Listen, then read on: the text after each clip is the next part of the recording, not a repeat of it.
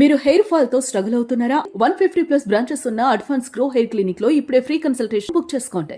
నమస్తే, నేను విజయ్. ఇరాన్ మీద యుద్ధం విషయంలో ట్రంప్ యూటర్న్ తీసుకున్నారా? స్ట్రైట్ ఆఫ్ హార్మూజ్ని కూడా వదిలేస్తాను, ఈ బాధ్యత యూకే అండ్ గల్ఫ్ దేశాలకు మాత్రమే అని చెప్పడం. అంటే ట్రంప్ నిజంగా ఈ మాటను నమ్మచ్చా? అసలు ట్రంప్ చెప్పే మాటలకు ఎంత వ్యాలిడిటీ ఉంది? నిజంగా ట్రంప్ ఇరాన్ మీద యుద్ధాన్ని ఆపుతున్నాడా లేదా తెలుసుకునే ప్రయత్నం చేద్దాం. మనతో పాటున్నారు retired army officer colonel V V Rao గారు. సార్ నమస్తే. సార్, ఏంటి ట్రంప్ మళ్ళీ ఇంకో కొత్త స్టేట్మెంట్తో వచ్చాడు? నేను యుద్ధాన్ని ఆపేస్తాను, స్ట్రైట్ ఆఫ్ హార్మూజ్ని వదిలేస్తాను, దీని బాధ్యత గల్ఫ్ కంట్రీస్ది, యూకేది అంటున్నాడు. అలాగే వాళ్ళు రాకపోతే కూడా ఇంకా వాళ్ళతో అవసరమైనప్పుడు నేను ఎప్పుడు ముందుకు రాను అని కూడా నాటోని బెదిరిస్తున్నాడు, యూరోపియన్ కంట్రీస్ని కూడా బెదిరిస్తున్నాడు. ఎలా చూడాలి ఆ స్టేట్మెంట్? ట్రంప్ గారికి ఒక particular style of public relations ఉంది. ఎక్కువ చేస్తారు అన్ని బ్రీఫింగ్స్, ఆయన యాక్చువల్గా ఇవ్వాల్సిన అవసరం లేదు. సెకండ్ థింగ్ ఏంటంటే అది చేసినప్పుడు దూకుడుగా చేస్తారు. తర్వాత కొంచెం స్వాగతం ఎక్కువ పలుకుతారు, అన్ని నేను చేస్తున్నాను. సో దాంతో ఏమనిపిస్తుంది అంటే ఏంటంటే ఫస్ట్ ట్రంప్ గారు పర్సనల్ బిజినెస్ చేస్తున్నట్టు అనిపిస్తుంది. కాదు, ఇది American state, as a state వాళ్ళ పాలసీ ప్రకారం చేస్తుంది. దాని వెనకాల సపోర్టర్స్ ఉంటారు, అదే మామూలు మినిస్ట్రీస్ ఉంటాయి, తర్వాత వాళ్ళ సెక్రటరీస్ ఉంటారు. ఒక పర్టికులర్ పాలసీ డిఫైన్ చేసుకుని ఆ విధంగానే ఆయన పర్సనల్గా ఏం చేయరు. సెకండ్ థింగ్ ఏంటంటే ఆయన కొంచెం బ్లాక్మెయిల్ చేస్తున్నారు యూరోప్ని. మీరు ట్రూప్స్ పంపిస్తారా లేదా, లేకపోతే నేను వదిలేసి వెళ్ళిపోతాను, ఆ తర్వాత మీరు బాధపడతారు, నాకు ఆయిల్ ప్రాబ్లం లేదు, మీకే ఉంది అని చెప్పి ఆయన కొంచెం భయపెడుతున్నారు. ఆ విధంగా చూడండి. ఇంకొక స్టేట్మెంట్ చూస్తే ఆయన దాదాపు 2-3 వారాల్లో యుద్ధం ముగిసిపోతుంది అన్నప్పుడు ఫ్రెష్గా చెప్తుంది. ఇంకొక 5 days టైం ఉంది ఆయన ఇచ్చినట్టు గడువు. ఇరాన్ ఎనర్జీ సెక్టర్ మీద అటాక్ చేయడానికి 5 days, ఇంకొక 5 days గడువు ఉంది. ఈ గడువు లోపల ఎంతవరకు డిస్కషన్ జరుగుతాయి అన్నది కొంచెం చూడాలని. అయితే ట్రంప్ గారు ఇప్పుడు ఎలక్ట్ చేసినంత వరకు ఆ డిస్కషన్ టీం ఏదైతే ఉందో, మీడియేషన్ టీం, అది సరిగ్గా లేదని నా అభిప్రాయం. ఒకటి టర్కీ, ఈజిప్ట్, సౌదీ అరేబియా కలిపి పాకిస్తాన్ ద్వారా మాట్లాడాలని చూస్తున్నారు. పాకిస్తాన్కి ఇంటర్నేషనల్ స్టేచర్ లేదు. వాళ్ళు terrorist country, global hub of terrorism, తర్వాత ఫెయిల్డ్ స్టేట్, తర్వాత మిలిటరీ పరిపాలిస్తున్న స్టేట్. అది సివిక్ డెమోక్రసీ కనిపిస్తున్నా కానీ అది యాక్చువల్గా మిలిటరీ పరిపాలన ఉంది.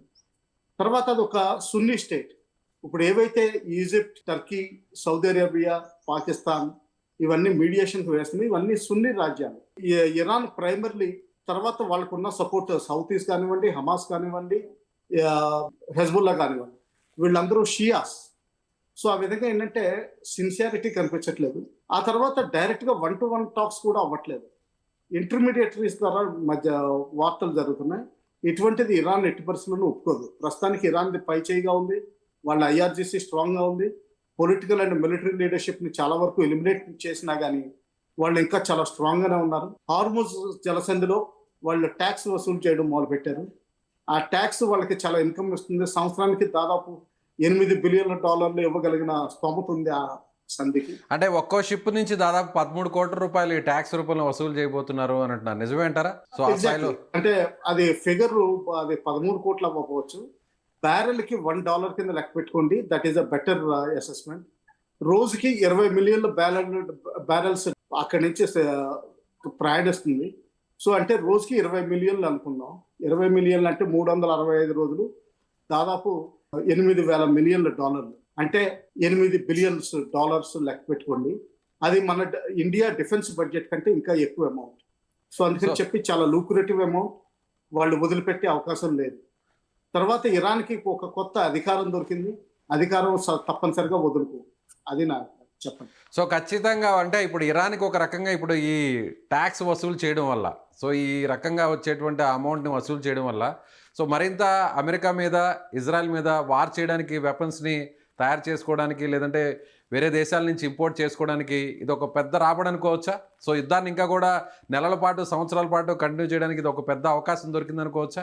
అవకాశం దొరికిందండి, కానీ రెండు ఎకనామికల్లీ చాలా తీవ్రంగా దెబ్బతింది. వాళ్ళకి ఫుడ్ ఐటమ్స్ ఎస్పెషల్లీ వాళ్ళకి ఇంపోర్ట్ చేసుకోవాల్సిన అవసరం చాలా ఉంది. అది సొంతంగా తయారు చేసుకునే అంటే అగ్రికల్చరల్ ప్రొడ్యూస్లో వాళ్ళకి సరిపోదు. అందుకని చెప్పి వాళ్ళు కూడా శాంతి కోరుకుంటున్నారు. అలాగే అమెరికా కూడా శాంతి కోరుకుంటుంది. ఎందుకంటే ఒక air craft carrier of road అయిపోయింది. మేము అంటే మిలిటరీలో ఈ వర్డ్ ఆఫ్ రోడ్ వాడతాం. ఇది ఆఫ్ రోడ్ అయిపోయి రిపేర్స్కి వెళ్ళింది. అది కనీసం 1.5 year పట్టే అవకాశాలు ఉన్నాయి. దాని తర్వాత ఇక్కడ కావాల్సిన ట్రూప్స్ ఏదైతే హార్మోన్ జలసంధి ఓపెన్ చేయడానికి బందర్ అబ్బాస్ అన్న పోర్ట్ ఒకటి కషం ఐలాండ్ వెనకాల ఉంది. దాన్ని క్యాప్చర్ చేయడానికి ఇంకొక 40-50 వేల మంది ట్రూప్స్ కావాల్సి ఉంటుంది. ఆ ట్రూప్స్ ప్రస్తుతానికి అమెరికా అరేంజ్ చేసే పరిస్థితిలో కనిపించట్లేదు. దానికి యూరోప్ నుంచి రావాలి. యూరోప్ను భయపెట్టడానికి ఇటువంటి స్టేట్మెంట్లు ఇచ్చారు. నేను వైదొలిగిపోతాను, అప్పుడు మీరే ఏడవండి అన్నట్టుగా భయపెడుతున్నారు. సో కొంతవరకు అమెరికా బ్రిటన్ పంపిస్తుంది, ఓ డిస్ట్రాయర్ని పంపించింది, ఒక సబ్మెరీన్ పంపించింది. అయితే మైన్ స్వీపర్స్ మాత్రం ఇప్పటి వరకు రాలేదు. దాదాపు 18-20 మైన్స్ అక్కడ పాతినట్టు పాత రిపోర్ట్లు కనిపిస్తున్నాయి. కొత్తగా ఎన్ని పాతారో తెలియదు. సో దానివల్ల ఏంటంటే మైన్ స్వీపర్స్ కూడా అత్యవసరం. అమెరికాకు చెందిన మైన్ స్వీపర్స్ అయితే ఇప్పుడు ప్రస్తుతానికి మలేషియాలో ఉన్నాయి. అవి రావడానికి కనీసం 3-4 రోజులు పడుతుంది. అంటే కనీసం 5వ తారీఖు 6వ తారీఖు పడుతుంది. ఈ లోపల వాళ్ళ ఇన్ఫెంట్రీ, మెరీన్ ఇన్ఫెంట్రీ ఏదైతే సౌత్ చైనా సీ నుంచి తీసుకొచ్చారో, అలాగే 82 ఎయిర్బోర్డ్ డివిజన్ నుంచి ఒక బ్రిగేడ్ స్ట్రెంత్ అక్కడ ఇరాక్లో దించారో, వీళ్ళందరినీ చూసుకుని వాళ్ళ సెంట్రల్ కమాండ్ ఏదైతే బహ్రెయిన్ దగ్గర ఉందో వాళ్ళు ఆపరేషన్స్ లాంచ్ చేస్తారు. నేను అనుకోవడం బహుశా కార్కివ్ ఐలాండ్ తీసుకోవచ్చు. ఎందుకంటే దాని ద్వారా ఇరాన్ని ఎకనామిక్ స్ట్రాంగులేషన్ చేయొచ్చు. ఎందుకంటే అక్కడి నుంచే 90% ఇరాన్ ఆయిల్ ఎక్స్పోర్ట్ అవుతుంది, వాళ్ళ మెయిన్ ఎక్స్పోర్ట్ ఐటమ్. సో అది కంట్రోల్ చేయడం ద్వారా ఎకనామీ వాళ్ళు కంట్రోల్ చేయొచ్చు. అలాగే హార్ముజ్ జలసంధి కొంతవరకు తీసుకోవచ్చు. కషం ఐలాండ్ కూడా తీసుకోవాల్సిన అవసరం చాలా అవసరం ఉంది. అయితే బందర్ అబ్బాస్కి మాత్రం వెయిట్ చేయాల్సిన అవసరం ఉంది. సో ఈ విధంగా ఏంటంటే హార్ముజ్ జలసంధిని కంట్రోల్ చేస్తా, తర్వాత కార్క్ ఐలాండ్ తీసుకుని అమెరికా యుద్ధం విరమిస్తుందని నా అభిప్రాయం. సో ఎన్ని రోజులు పట్టే అవకాశం ఉంది? అంటే నిజంగా సాధ్యమవుతుందా అమెరికా దాన్ని క్యాప్చర్ చేయడానికి, స్ట్రైట్ ఆఫ్ హార్ముజ్ని కంట్రోల్లో తీసుకోవడానికి, మీరు చెప్పిన కర్గ్ ఐలాండ్ని కూడా కంట్రోల్లో తీసుకోవడానికి, అలాగే వేరే పోర్ట్ను కూడా తమ ఆధీనంలో తీసుకునేటువంటి పరిస్థితులు ఉన్నాయంటారా? సో ఎక్కడ కూడా ఇరాన్ తగ్గట్లేదు, ఎక్కడికక్కడ తమ బలాన్ని చూపిస్తుంది, ఆధిక్యతను కూడా చాటుకుంటుంది. బందర్ అబ్బాస్ని మాత్రం కంట్రోల్లో తీసుకునే అవకాశం లేదు ప్రస్తుతం ఉన్న ట్రూప్స్ ప్రకారం. కార్క్ ఐలాండ్ ఎస్, వాళ్ళకి 3 జెట్టీలు, ఒక చిన్న ఎయిర్పోర్ట్ అనువుగా ఉన్నాయి, అది ఈజీగా తీసుకోవచ్చు. కషం ఐలాండ్ కొంచెం పొడుగు ఎక్కువ, దాన్ని బాణం గుర్తు కింద లెక్క పెడతారు. అందులో చాలా కేవ్స్ ఉన్నాయి. ఎప్పటి నుంచో కొన్ని వేల సంవత్సరాల నుంచి ఉప్పు మైనింగ్ చేయడం వల్ల అక్కడ కేవ్స్ ఏర్పడింది, న్యాచురల్ కేవ్స్. అందులో బిల్టప్ ఏరియా కొంత సమయం పడుతుంది, కానీ కంట్రోల్ చేసే కెపాసిటీ ఉంది అమెరికాకి ప్రస్తుతం ఉన్న స్ట్రెంత్. అది నా అభిప్రాయం. సో ఇప్పుడు పెట్టిన ఎఫర్ట్స్ కంటే కూడా ఇంకా మరిన్ని రెట్లు ఎఫర్ట్స్ పెట్టాల్సిన అవసరం ఉందా? వీటిని కూడా కంట్రోల్ ఉందండి. దాని గురించే యూరోప్ నుంచి ట్రూప్స్ అడుగుతున్నారు, నాటో ట్రూప్స్. బేసికలీ యూరోప్ ఒక 40-50 వేల మందిని పంపించగలిగితే తద్వారా బందర్ అబ్బాస్ పోర్ట్ను కూడా క్యాప్చర్ చేయడం జరుగుతుంది. దాని తర్వాత ఫుల్ హార్మోన్స్ 100% కంట్రోల్లో వస్తుంది. అప్పుడు ఎవరు కంట్రోల్ చేస్తారు ఇంటర్నేషనల్ వాటర్స్లో అన్నట్టుగా అది ఐక్యరాజ్య సమితి డిసైడ్ చేయాల్సి ఉంటుంది. తద్వారా నేను కూడా బహుశా యూరోపియన్ యూనియన్ కొన్ని రోజులు కంట్రోల్ చేసే అవకాశాలు ఎక్కువ కనిపిస్తున్నాయి. అది నా అభిప్రాయం. కానీ బందర్ అబ్బాస్కి మాత్రం చాలా ఎఫర్ట్ పెట్టాల్సి ఉంటుంది. సో యూకే, బ్రిటన్ ముందుకొచ్చే అవకాశం ఉందంటారా? అంటే 50,000 వరకు సైనికులు తీసుకురావాలంటున్నారు, ఆ భూభాగంలో దింపాలి, యుద్ధం చేయాలి, కంట్రోల్లోకి తెచ్చుకోవాలంటున్నారు. నిజంగా బ్రిటన్ ముందుకొచ్చే అవకాశం ఉంది? అంతమందిని పంపించే ఛాన్స్ ఉంది అంటారు? అవకాశం ఉంది, కానీ సమయం పడుతుంది వాళ్ళు పంపించడానికి.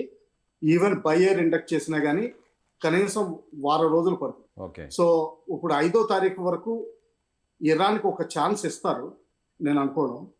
అంటే హార్ముజ్ జలసంధిని కనీసం ఒక 1 రోజులైనా సరే పెండింగ్లో పెట్టమని. ఒకవేళ వాళ్ళు పెండింగ్లో పెట్టకుండా ఉంటే మాత్రం తప్పనిసరిగా ఇది వార్ ఎక్స్టెండ్ అయ్యే అవకాశాలు చాలా ఉన్నాయి. ఒకవేళ వార్ ఎక్స్టెండ్ అయితే మాత్రం ఇరాన్ తన హౌతీ కార్డు ఫుల్ ఓపెన్ చేసే అవకాశాలు ఉన్నాయి. హౌతీ కార్డు ఫుల్ ఓపెన్ చేస్తే రెడ్ సీ క్లోజ్ చేయొచ్చు. రెడ్ సీ క్లోజ్ చేయడం తద్వారా సూయజ్ కెనాల్ కూడా కంట్రోల్లోకి తీసుకురాం. అప్పుడు ఇంకా వైడ్ స్ప్రెడ్ ఇది జరుగుతుంది. అప్పుడు ఫుల్ స్కేల్ ఇన్వేజన్ జరిగితేనే కానీ ఇరాన్ లొంగేటట్టు కనిపించదు. సో యాజ్ ఏ ఆర్మీ ఎక్స్పర్ట్గా మీరు ఏం చెప్తారు? ఎన్ని రోజుల పాటు యుద్ధం ఇంకా కొనసాగే అవకాశం ఉంది? సో అన్ని నార్మల్ డేస్గా రావడానికి ఎంత సమయం పట్టే ఛాన్స్ ఉంది? ఒకవేళ ఇరాన్ రాజనీతి వాడితే, ఎందుకంటే వాళ్ళకు కూడా తెలిసిన వాళ్ళు ప్రస్తుతానికి గెలుస్తున్నా కానీ చాలా వీక్గా ఉన్నారు, బలహీనంగా ఉన్నారు. రానున్న 5 సంవత్సరాల్లో మళ్ళా పుంజుకుని మళ్ళా తిరిగి యుద్ధం చేసుకునేందుకు వాళ్ళు రాజనీతి వాడితే మాత్రం బహుశా 6వ తారీఖు మధ్యాహ్నం కల్లా వాళ్ళు సంధికి ఒప్పుకుంటారని నా అభిప్రాయం. ఒకవేళ ఎట్టి పరిస్థితులను ఒప్పుకోకపోతే మాత్రం ఇది 2-3 నెలలు జరిగే అవకాశాలు కనిపిస్తుంది. ముందుగా ట్రంప్ ప్రకటించినట్టుగా డెడ్ లైన్ 5వ తారీఖు 6వ తారీఖు ఆ డెడ్ లైన్ వరకు కూడా సో కాస్త వేచి చూసే ధోరణిలో అమెరికా ఉందనుకోవచ్చు. ఆ తర్వాత మాత్రం మరింత తీవ్రమయ్యే అవకాశం ఉందంటారు యుద్ధం? ఎస్, 5వ తారీఖు వరకు 6వ తారీఖు వరకు వేచి చూసే అవకాశం ఉంది. కానీ వాళ్ళది ఒక తప్పు చేసినట్టు అనిపిస్తుంది. ఇండియాని కానీ చైనాని కానీ రష్యాని కానీ మధ్యవర్తిత్వాన్ని పెట్టాల్సింది. రష్యా అంటే అక్కడ యూక్రెయిన్లో ఇరుక్కుపోయింది. చైనా అంటే ఇరాన్ని 100% సపోర్ట్ చేస్తుంది.